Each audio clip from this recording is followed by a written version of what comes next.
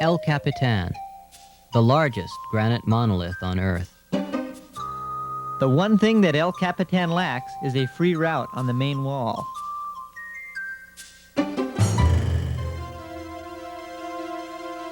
In 1961, the greatest expanse of unclimbed granite in the world lay on the southwest face of Yosemite's El Capitan. This wall was named for John Salathe, a pioneer in the development of Yosemite rock climbing and inventor of the hard steel piton which made possible the ascent of the big Yosemite walls.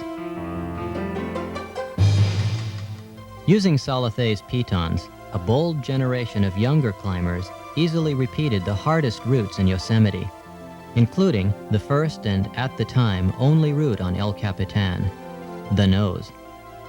Their apprenticeship proved that it was possible to climb fast and self-contained on the biggest of the big walls. After the nose, this young team of Tom Frost, Chuck Pratt, and Royal Robbins dreamed of a route up the center of the Salathe Wall. In 1961, they established what even today is called the greatest rock climb in the world. Paul and I consider them our greatest heroes. After 6 days of aid climbing, pounding in hardware and pulling up on it, Frost, Robbins, and Pratt topped out on the Salathe.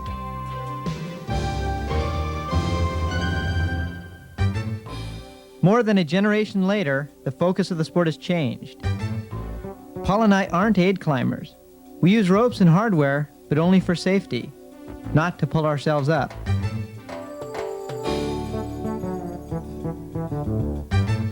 We're free climbers, and we travel the world to push ourselves to the limits of power and performance. Ours is not the sport of 10 years ago, 5 years ago, or yesterday.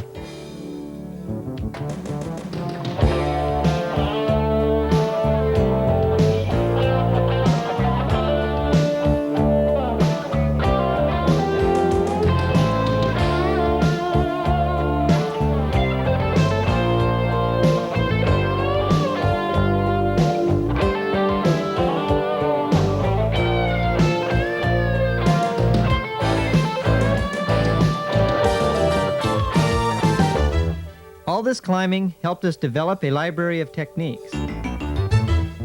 This would prove invaluable for problems we faced 2,000 feet off the ground on the Salathe. We spent years on the rock and in the gym. The last 6 months were targeted to just one goal. That's what allowed us even to dream about freeing the Salathe.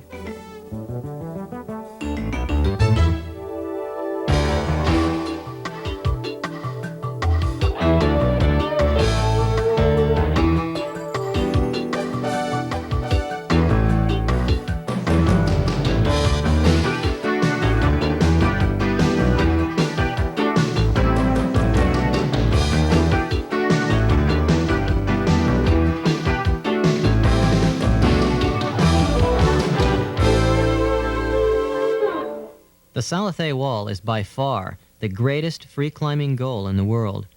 There are a few pitches here and there that may be tougher, but there's nothing even remotely as grand or sustained in difficulty.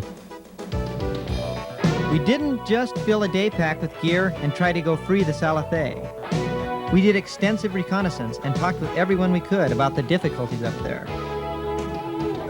For more than 10 years, people had tried and failed to climb it free. Everyone said, "It'll never go." Even our friends said, "You may come close, but the head wall will stop you." Again and again, that huge overhanging head wall loomed in our nightmares. The logistics were awesome.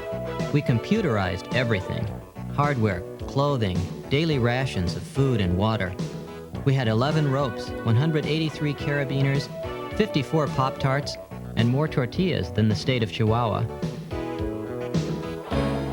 We were appalled by the inhuman amount of difficult climbing that faced us. We were haunted by the specter of injury. Damage to a critical joint or tendon would finish our bid. A turn in the weather could be the end.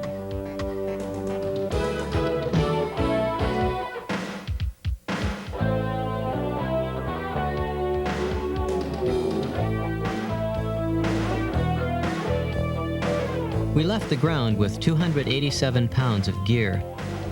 We developed the power hauling system. You use your body as a counterweight and just jump off. Sometimes the load goes easy and it comes up, and you go down way too fast. Right from the start, the route began whittling away at our fingers, so we agreed that we wouldn't follow the crux pitches free. One of us would lead, and the other would ascend the rope. This saved our strength for the difficulties above, and could make the difference between success and failure.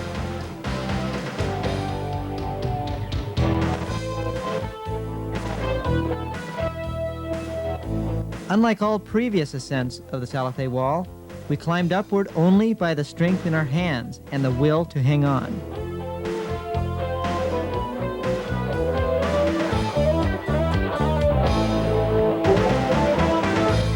The first 900 feet had been free climbed more than 10 years before and posed no difficulty.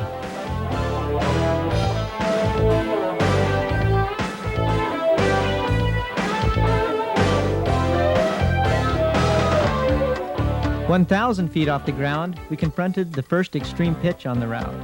People used to grab the ropes and swing 50 feet to another crack. Paul was able to climb it free, with precise footwork and powerful lunges.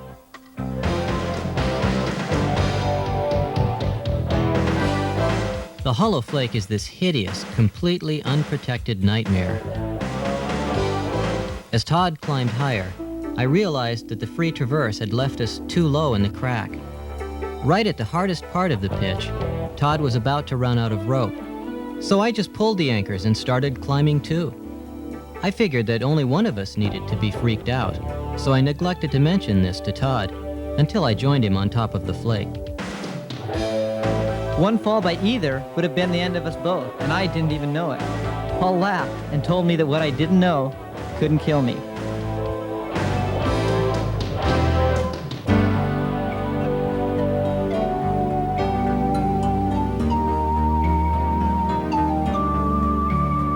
Night caught us on Hollow Flake Ledge, so that's where we stayed.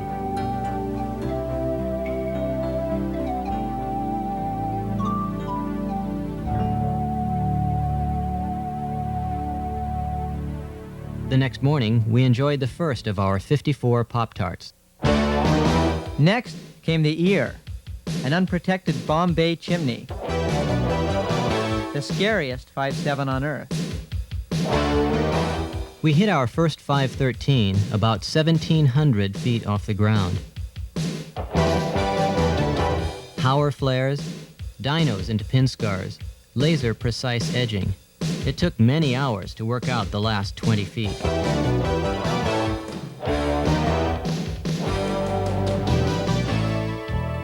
The Salathe drew first blood.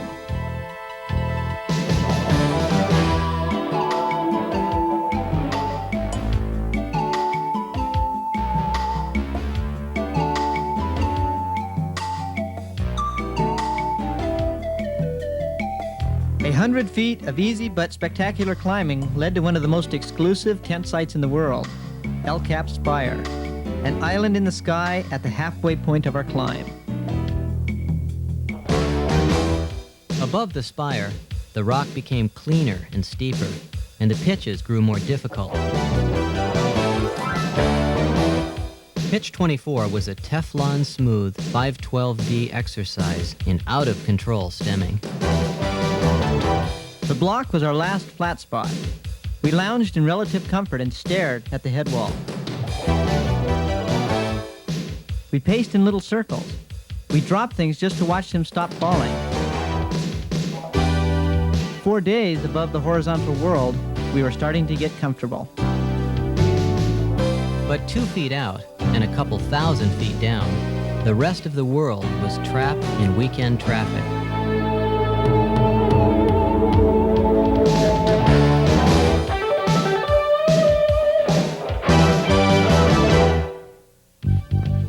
The first Ascent team pounded hardware into the cracks and hung from nylon ladders on their way to the great roof. For us, strenuous free climbing took us to a camp from which we dared not sleepwalk. From the top floor of our camp, the route moved out and to the right, with lots of cool morning beneath our heels. A spectacular traverse led to a series of dead point surges to sloping buckets. This turned out to be the easiest pitch of the next 4 days. The next pitch was so hard, Todd had to monitor his hand through every move. The jams were so flaring, the slightest error would flick him off and send him screaming past the lip of the roof. Fortunately, I didn't fall.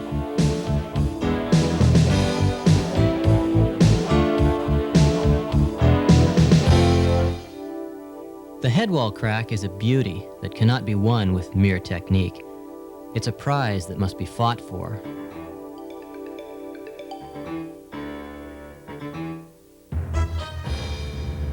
I had feared this crack for months. I wondered if my stamina would see me through. I couldn't sleep for 2 nights.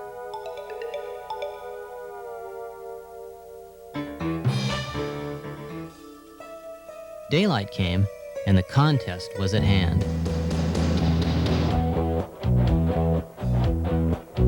I was uncomfortable running it out 3,000 feet off the deck, so I took several long practice falls before launching onto the pitch.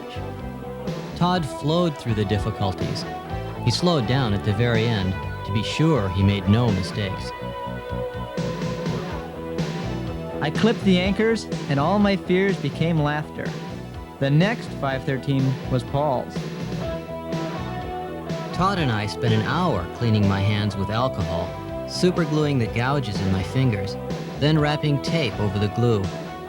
Just before I started, I torqued my fingers into the crack to numb the pain.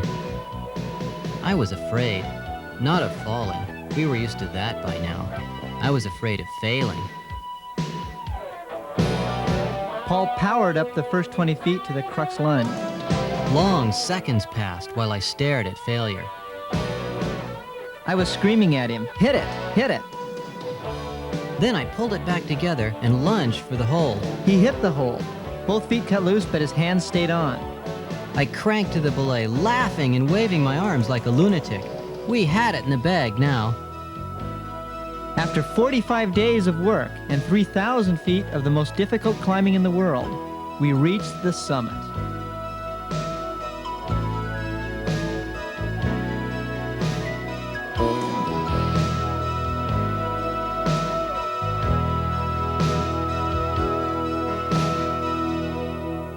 As we hauled the last of our gear to the top, we heard this sound, like a horrible grinding and grating.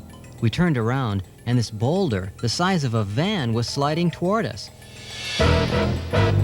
Paul put out his hands yelling, "No!" but the boulder just kept coming.